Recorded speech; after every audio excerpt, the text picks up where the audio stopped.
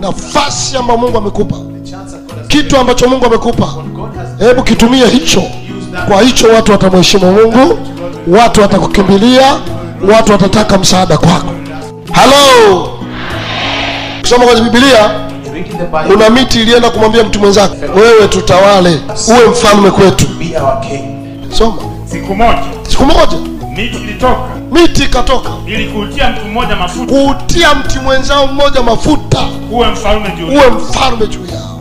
Ikauambia mzaituni, tawala wewe juu yetu, uwe mfalme wewe juu yetu. Lakini huo mzaituni ukasema, ukaiambia, je, niache mafuta yangu ambayo kwangu mimi watu wanaheshimu Mungu wa wanadamu, ili niende nikanyonge kwenye miti mingine ninaitawala. Kisha miti ikauambia mtini, njoo wewe utawale. Lakini huo mtini ukauambia, je, niache utamu wangu na matunda yangu, niache utamu wangu na matunda yangu mazuri, niende nikanyonge juu ya miti. Kwanza kutawala sio mchezo. Ni rahisi watu kupiga siasa, lakini kukalia kiti is not a job. Lazima uwe umeumbwa kwa ajili ya kazi hiyo, lazima umeandaliwa, ulizaliwa kuwa hivyo. Hawa wengine walizaliwa kuwa mizaituni.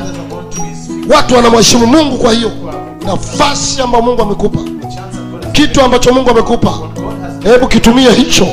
Kwa hicho watu watamheshimu Mungu, watu watakukimbilia, watu watataka msaada kwako.